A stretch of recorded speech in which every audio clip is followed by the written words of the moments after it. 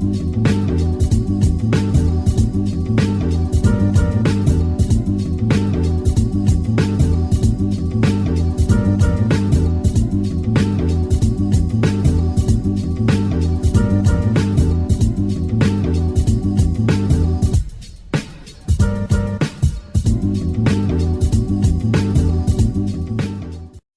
Beats and rhymes. I'm talking about RIYADH season, the Saudi bag, 2023. Let's go. The Saudi bag has been a chance for redemption for the likes of Daniel Dubois, Joseph Parker, Anthony Joshua. Their performances have been like, y'all must have forgot. Then the two weight-drained champions, world champions, they stuck around the weight class for one more bag. Titles gone, unbeaten records gone. Cordina and Ray Ford, Ajit Caballel. Caballel's been like, if you didn't know me, now you know. Zhang, he's blew hot and cold, but he scored a lot of knockdowns and for the most part has been impressive. Bona fide heavyweight contender. Contenders have been exposed. Makhmudov, Frank Sanchez, Filip Pugovic. Without that Saudi bag, it's unlikely that all three of them would have lost their unbeaten records at this stage of their careers. Wilder is the unprepared fighter who wasn't going to get in the ring last year until they offered him that Joseph Parker fight and the bag. 2 fights later, 1 points loss and a stoppage loss, and his career is in tatters. Saudi bag. Another inactive fighter who got caught out, and he had the largest majority in the polls. He was 90-10 to beat Willie Hutchinson. Craig Richards, he got caught out.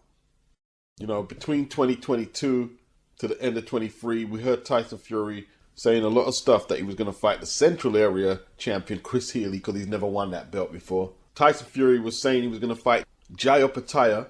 He stalled out fighting Derek Chisora, the voluntary, and Francis Ngannou. And without that Saudi bag, how long would it have been before we got the undisputed fight between him and Usyk? So he's in a similar situation like Wilder, where the bag played a big part. But with Tyson Fury, it's not just the bag. Yeah, Wilder could have sat out and nobody would have cared because he hasn't got a strap. Tyson Fury had the missing part to the jigsaw for undisputed. So while he got all the demands in his favour for that Wembley date in 2022, then he asked for a rematch clause, gappy-eyed, small little man, foreigner, talking a lot of shit, and basically making large sections of the boxing community really dislike him. I'm not going to use hate, it's too strong a word, but really dislike Tyson Fury. The Saudi bag backed him into a corner. You've got all the demands you can ask for. Usyk comes out first like the challenger. You're getting the largest slice of the purse. Okay, his eye got cut. Some say it was a stunt to stall the fight. Some are asking why was he training in a head guard? He doesn't normally do that. Even if it wasn't a stunt, he did need the extra time to get right, in my opinion. And ultimately, he's lost his unbeaten record. Usyk is undisputed champion. We finally have an undisputed champion after failed attempts. We can go back to Klitschko and Klitschko. They wouldn't fight each other. They're brothers. So, all right, they ain't even fight each other. That stopped us from getting undisputed. 2015, Shelley Finkel tells us that Wilder is still a baby. He won't be rushed to fight Vlad. It's a duck. When Wilder turned down the DAZN bag with AJ, turned down several offers from Matchroom. No, the PBC never made a serious offer. Anyone who thinks that going on IG or Twitter, a boxer going on Twitter to make an offer is a serious offer, you're a clown. Then Daniel Kinahan, Tyson Fury, got on social media. Daniel Kinahan has pulled it off. We're going to get Joshua versus Tyson Fury for undisputed. We didn't get that for reasons that have been documented already, and I'm sick of repeating them. Then Fury tried to mess around with Usyk, but Turki Al-Sheikh and that bag, they got the job done. You know, if you're an extreme Fury or Wilder fan, you might want to clip off. The truth, Tyson arguably has lost his last 2 fights in RIYADH season against Francis Ngannou, and then he lost against Usyk. Wilder, he's lost his last 2. No if, buts, or maybes. Career on life support. Remember Fury was saying, I'm the only one who can beat Wilder, he knocks out everyone else? Well, that hasn't aged well. Matchroom lost 2 straps on 1 bill. Tell me when that's happened before, because the bill was so thick. And let's remember, Cordina and Ray Ford were talking about moving up before they were offered the bag, before Eddie And everybody was telling them, oh, you got this great opportunity, 5 versus 5. These are fights they might not have took under regular circumstances. They were voluntary defenses. 2 straps down. Yeah, prospects are likely to get beaten up. Contenders like Hrgovic and Sanchez, how good are they really? Long live the Saudi bag. The scary thing is when it gets out of Saudi Arabia, August the 3rd, Cali. September the 21st, Wembley. Packed cards. With fighters inactive, weight drain, unproven, some proven, have got to put it all on the line. None of that. That shit crazy. Broner thinks he won. He said he... Yeah, no, score me. That shit crazy. Well, he definitely lost the fight. BLAIR the FLAIR out-hustled him, threw too much punches, and Broner took too much jabs, got floored in the second from that backhand, left down the pipe, removed one of his teeth. He came back, he kept plodding forward, but the hand speeds disappeared, had a bit more success late on. They say he threatened to shoot BLAIR at the media workout. And, you know, that was the last desperate attempt to get control of a situation he had no control over. His weight loss camps are no substitution for a real fight camp. His reflexes have slowed considerably. The only thing he has left now is he's never been knocked out. He complained that Al Haymon was basically giving him pocket money, withholding his purses. But, you know, this is the type of decision he might have got on the PBC. He got some very dodgy decisions on the PBC. But he doesn't have Al Haymon's protection, and obviously Don King either doesn't have that kind of juice no more, or doesn't care about Broner that much to protect him. And now he's amongst the wolves, isn't he? You know what I mean? He's amongst the wolves. He's 34 years of age. And somebody suggested he goes on the celebrity circuit, exhibitions, etc. And that may be the best course of action for someone like Broner. The commentary team, they kept noting that he needs to throw his hands. Look, they've been speaking about that for how long Broner doesn't throw his hands. Well, maybe we need to suggest there's different things he can throw. Like throw his gloves in the bin, throw the fight. Maybe if his opponent wears a dress or a skirt, he might get brave enough to throw his hands. These PBC singing like beating up a woman, in it. But the boy's washed. Let's face it, the PBC alumni was just never that good as they made themselves out to be, and their fans, aside from Mayweather, threatened to bring on the shooters. All he's got to do is nod, and his homeboys are shoot. Then you get outpointed by a country mile, get his tooth knocked out by a punch that decked him. Then he's got the nerve to say he didn't lose. Bad night for AB. Bad night. Come to find out, the only real gangster in town was Blair Cobbs' dad. Man was trafficking cocaine to the tunes of millions of dollars. He left £24 million worth of cocaine behind when he fled from America with Blair and his sister to Mexico. You know, we're talking a man who's made prison breaks and is still doing time.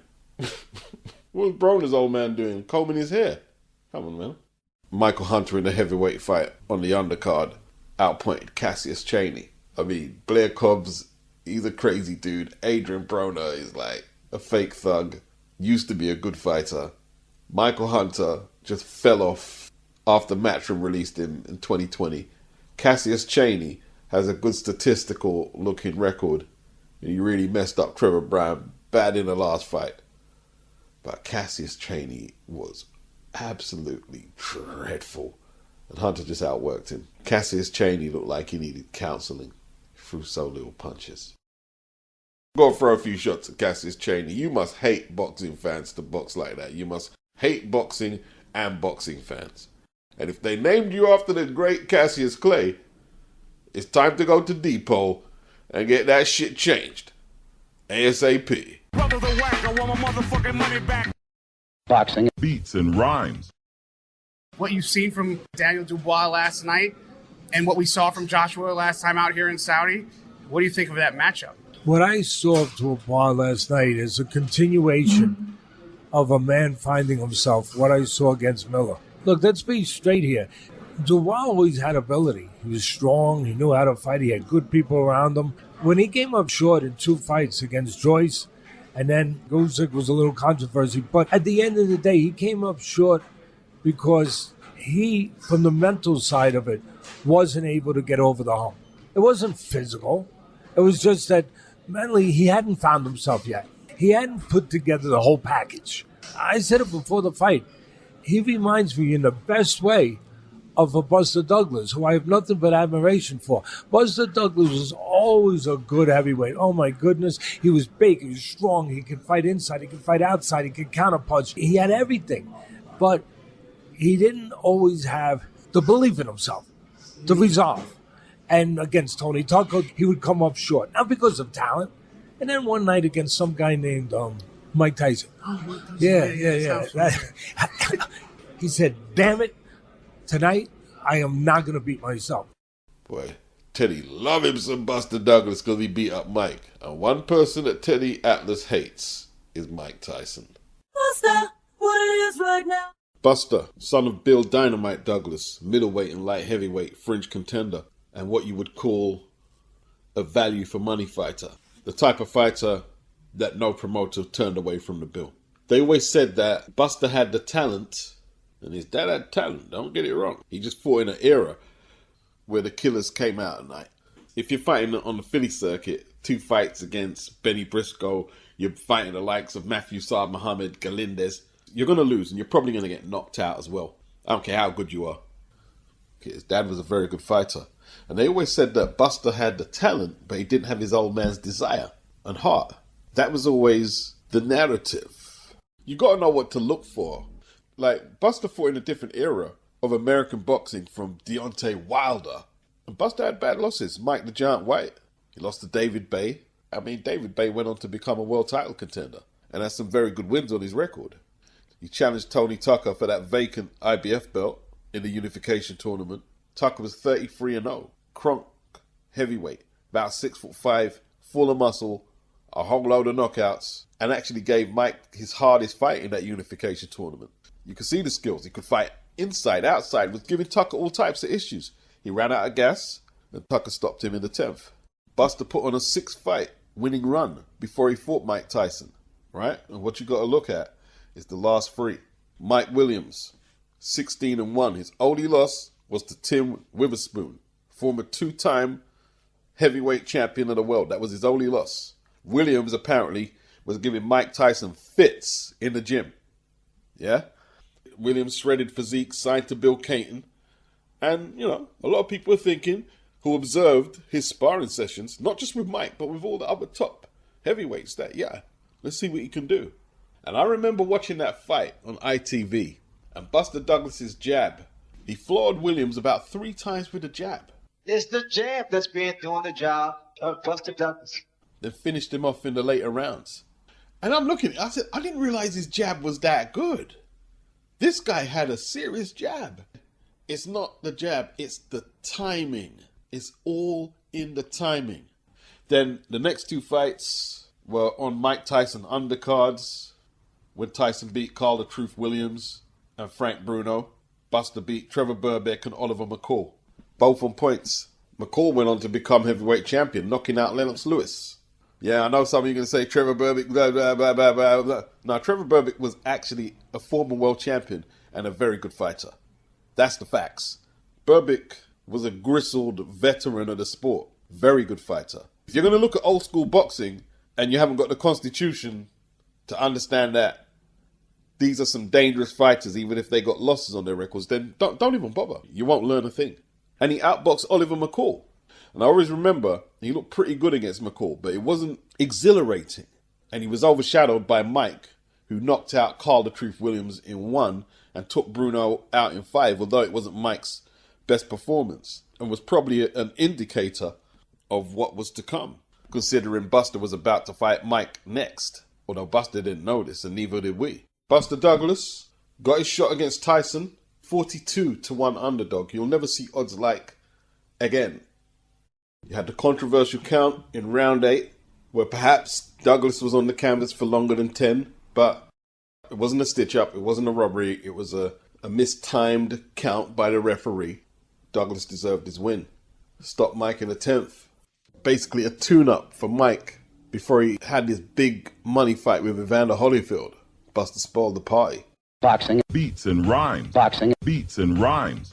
Julio Cesar Martinez, WBC flyweight champion, popped dirty for S5 diuretics and other masking agents. The tests were post-fight March the 30th when he beat Angelino Cordoba.